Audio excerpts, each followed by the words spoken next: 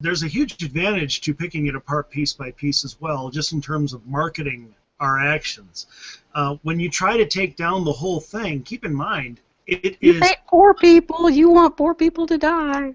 well, there's that, but also it's 2,700 pages complicated, and people don't understand the pain of all of 20, 30, 40 different aspects at once.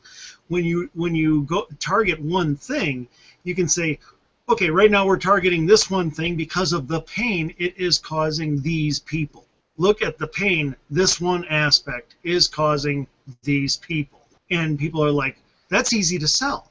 People can get their minds around that. They can get their hearts around that and say, well, yeah, something should be done about that. Oh, okay, well, you pick apart that. Now, look at the pain this is causing these people. You can't go after the pain of 30 things. You can go after the pain of each thing, and people will feel that.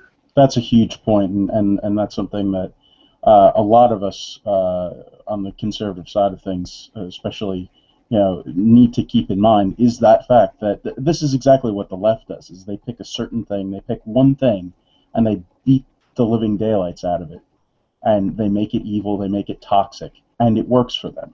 We can do that same thing here, and there are plenty of items in Obamacare that we could rattle off here that absolutely could be singled out as a cancer, and make sure that we focus on them. I think that that's something that we could totally do. And I think there's a way, the concern for all of us here is understanding that our own conservative allies are going to call us rhinos because we're arguing in favor of reform rather than repeal. And we're actually arguing in favor of reform now, repeal later.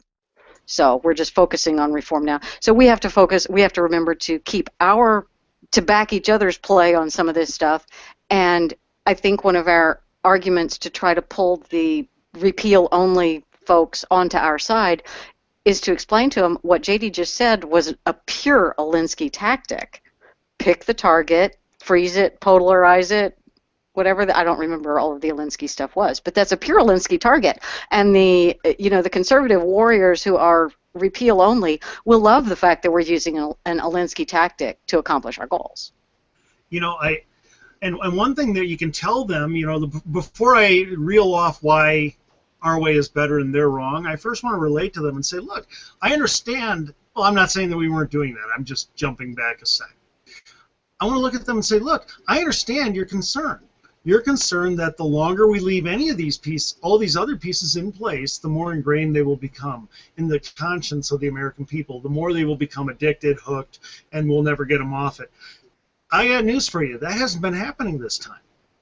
Okay? We are now a couple years into Obamacare. The worst parts are still to come, and it is sunk even lower in the public mind. It isn't happening this time as it has with past entitlements, not in the same way. We can, and so let's take advantage of the complexity of this bill. What they've done is served us up a buffet of one by one things that we can show the heartlessness of the left. Why do it all at once? Why spoil the fun? Oh my goodness, no. I want a little of this, I want that. No, not too fast. I want to enjoy this. This is like a good Jack Nicholson movie. This has to happen piece by piece by piece. I have to enjoy this, and I want them to feel I want the left, and I'll finish with this, I want them to feel every moment of pain that I want to inflict on them with this. I used to think it all had to be gotten rid of immediately, too. I've been really, honestly stunned by how that has become not the case. Pick it apart piece by piece, and then in the end, when you flush the whole thing, it'll be triumphant. I think, too, one thing to be looking out for is stories of people who have coverage now that didn't have it before, who now have only coverage and no health care, no actual care involved. I think stories like that are going to come out. We don't know how this works for people who have coverage that isn't very good, and they go and they have some sort of event, some catastrophic or micro-catastrophic, I guess, event, and then have the consequences thereafter. What happens? Is the government going to let those hospitals go unpaid or those doctors unpaid? I think we should be on the lookout for stories like that too. People who didn't have insurance now have insurance, and then how things can go terribly wrong when they actually attempt to get care. So in that sense, I'm actually kind of optimistic. I think this is a chance for conservatives to show, look, we can develop a free market system that will give poor people, middle class, wealthy people all more choice, and at the same time, hopefully reduce costs in ways that we haven't even thought of yet.